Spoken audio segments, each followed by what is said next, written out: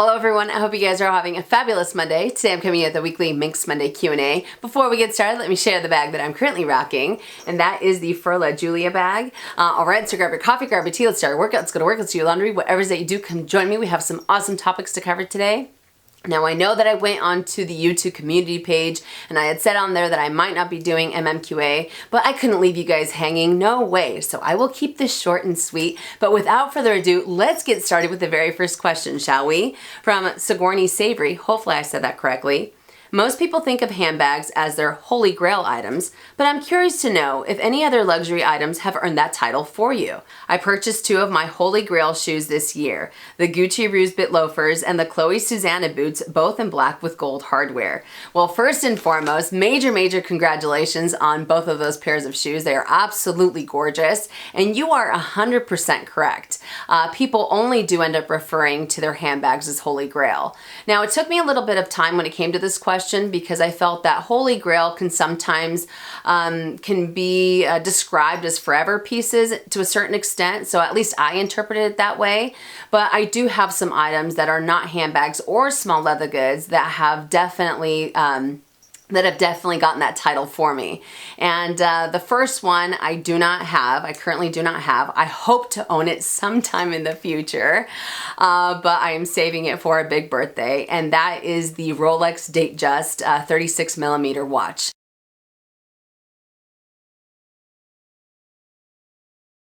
That to me is definitely my Holy Grail watch. That is the end-all be-all type of watch for me.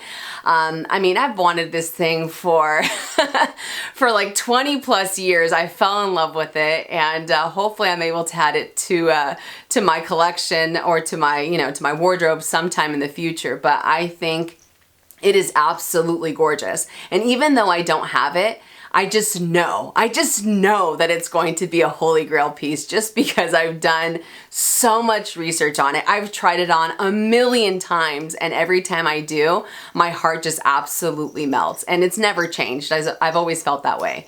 So the first item I don't have, but I absolutely love. The other item that I have deemed my Holy Grail, it is actually my Burberry coat. And I've always been a big fan of pea coats, but I wanted something a little bit longer, and I didn't have the best success when it came to a longer coat because either this detail or that detail, there was always something that wasn't really that didn't really end up working out for me. And last year when we went into a couple different Burberry stores, I fell in love with this coat, and it was just gorgeous, and it fit me perfectly, exactly the way that I had envisioned it. And I always wanted also a Burberry coat that wasn't the traditional or the signature khaki. I wanted something black. So like I said, I fell in love with this coat, but I had to walk away from it. And come Christmas morning, it was actually underneath the tree for me, and my hubby surprised me with it, and I was just absolutely I was just grinning from ear to ear. I love that coat. I can't wear it as often as I would like just because it is a little bit heavier, and considering where I live, it doesn't get too cold, but when I do, I feel so happy wearing it. And the last item that I have dubbed a Holy Grail, those are my Stuart Weitzman 50/50 over-the-knee boots. I am just head over heels in love with these boots. I think that they're amazing, kind of like the coat. I always wanted over-the-knee boots, and I never had the best success with those either because if they were a little bit longer, then chances are that the bottom would be a little bit, it wasn't as form-fitting as I wanted, or they had a heel, or they were wedges. I wanted something flat. I wanted something really comfortable. So when these came up on my radar, I had done quite a bit of research on them. I fell in love with them, and they have been amazing. So I consider these my Holy Grail boots. And I also feel that this is the type of boot that's never going to go out of style. And even if it does go out of style, I don't care because I am going to rock them no matter what. And I hear that a lot of people that have these boots, they've had them for like 10, 15 years. So that makes me really happy as well. So between the Rolex Datejust, the Burberry coat, and my Stuart Weitzman over the knee 50-50 boots. Those are what I consider my holy grail pieces that aren't necessarily handbags or small leather goods. But I would love to hear your thoughts on this. What are some items that are not handbags and that are not small leather goods that you consider to be your holy grail? If you guys want to, let us know in the comment section down below. But fantastic question, and hopefully I was able to answer it. Next question from Jackie Fuller. How do you feel about everything on the Louis Vuitton website being call for availability? I'm late to the Louis Vuitton game, and all the popular items that I would love to eventually own never say add to bag. I know there's always a pre-loved market, but a lot of times these items are priced so much higher since they're hard to find, and I also want the peace of mind you get from buying straight from Louis Vuitton. This is an awesome question, and I know exactly what you're talking about. It can be very frustrating, especially if you've been wanting to add these items to your collection for quite some time, and every time you go online or when you go into the boutique, they're never available. So I think that it's a bummer. I think that it's such a bummer because I feel that the majority of these pieces, whether it's small leather goods or handbags, I think that they're very functional and they're very versatile. They're some of my favorites. So I think it would be wonderful if they were more readily available for people to be able to purchase. And I know that Louis Vuitton has limited the production when it comes to the majority of their canvas pieces because they're trying to focus mostly on their leather bags and small leather goods. So they're trying to make those a little bit more popular, maybe open up people's eyes to other types of silhouettes or other types of designs that aren't necessarily as popular, but they just have higher quality because they are all leather. Now there is a part of me, people might end up thinking I'm being a little too naive or I have wishful thinking, but maybe, just maybe, they are holding off on reintroducing a lot of these pieces, these popular pieces, because they are really taking time to focus on their quality issues. They have had a lot of problems with quality control. It has come into question for the last couple of years, you know, and people have purchased items that end up wearing a lot quicker than they should. They end up falling apart. So maybe there's a chance that they're listening to what we're saying and they're kind of trying to weed out the kinks before they end up having them be readily available in the boutiques or online. Like I said, it could be wishful thinking. I could totally be looking at it a completely different way, but I will always root for them, and I'm very hopeful that that a lot of their items when it comes to canvas will end up being back the way that they were 10 years ago, you know, but I still think that it's a bummer that a lot of these items people aren't able to experience because they are so scarce when it comes to the pre-loved market or even in the boutiques or online. So fantastic question, and hopefully I was able to answer it. Next question from AP. Curious why you don't have any Prada bags. This is an awesome question, and while I don't have any Prada bags, I have had small leather goods in the past from the fashion house, and I didn't have the best experience when it came to their quality. I felt that they ended up wearing a little bit faster than I would have liked, so it definitely made me very apprehensive to move in the direction of adding any of their handbags to my collection. Now, for the most part, I do like to start off with small leather goods whenever I go into a new fashion house, for the most part. And the reason I like to do that is because it lets me experience the brand before necessarily spending an arm and a leg on a handbag, and it also lets me experience the material that I'm looking to add that handbag in. So like I said before, since I didn't have the best experience, it made me very nervous to want to move forward with adding any of their handbags to my collection. And I know that they have since revamped their brand and they've kind of shifted in a new direction, and they do have some very, very beautiful silhouettes and some very beautiful designs, and hopefully their quality has really improved. And you know, I'm very intrigued by some of their pieces, but still I feel like those nerves always end up getting the best of me. But at the same time, I mean, if I can give Gucci another shot, why can't I give Prada another shot? You know what I mean?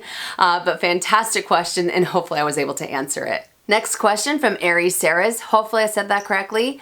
I am currently saving up for my first pair of designer shoes, and I wanted to go for something casual and everyday. I'm currently debating between the black Gucci slides or the Chanel beige and black lambskin espadrilles. I love them both, but I can only afford to get one now and maybe the other next year. So we have a little bit more eye candy. I brought out the Chanel espadrilles in the black and beige lambskin leather. And I'm not sure if you meant the Gucci Princetown loafers, but I brought those out just in case. And these are just in the hibiscus red. And I absolutely love both of these shoes. I think that they're very, very comfortable. But I would have to say that between the two, I find that the espadrilles are just a tad more casual than the Princetown loafers. And the reason I say that is because these do have that rope detail along the bottom, so that to me instantly makes them more casual. Not that you couldn't necessarily dress them up or dress them down, but I just think that with this, if this was all black or if it was a different detail, then it would be a lot easier to be able to incorporate them into other types of outfits. At least that's the way that I see it. Now, when it comes to the Princetown loafers, I know that some people might be thinking that because this is a slip-on, it automatically makes it more casual. I personally don't see it that way, just because it doesn't have that rope detail, and it is an all leather shoe. And I feel like this one, I've been able to incorporate it a little bit more into my wardrobe than with the espadrilles, because with those, personally, I end up using them with shorts or with a t-shirt, not necessarily with like a blazer or anything like that. But I just think that these are just a tad more versatile than those. So if it's a matter of wanting to use them a little bit more often, or to be able to incorporate them into your wardrobe a little bit more, like I said before, then I think that the Princetown loafers would be a great way to go. And I know that some people aren't a fan of these just because they feel that they're kind of, they're not as popular as they once were. People think that they're on their way out. I don't see it that way. I am very, very late to the game when it comes to these shoes, but I think that they're amazing. And I have also noticed that even though I've been wearing espadrilles for like 4 to 5 years, I have started to gravitate more towards these just because they're a little bit easier, again, to incorporate into my outfits. But like I said, both of them are wonderful, and it's all a matter of personal preference, and it's all a matter of what you see yourself using the most. If you want something that might be a little bit more versatile, then I would end up going for these. But if you want something super casual, super, super comfortable, then I would end up going for the espadrilles. So I don't know if this is helpful, but hopefully it was able to help, and fantastic question. Next question from Maria Elena Tapia. Hopefully I said that correctly. What are your thoughts on the Chloe Nile? I love it, but I can't recall hearing you talk about it. Before we get any further, let me insert a picture of the Chloe Nile right now.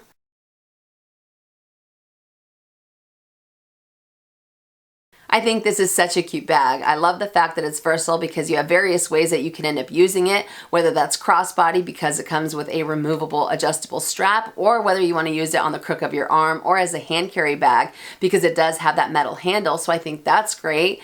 I also think that when it comes to leather, Chloe has some amazing, amazing quality, so I've always been such a big fan of their leather goods. And I also think that it has a pretty good price point for the bag. Now, even though I do think that it's cute and it does have some type of whimsical detail to it, personally it is not for me, just because I find it to be a little too much of a moment bag. And for the most part, I tend to stick to classics.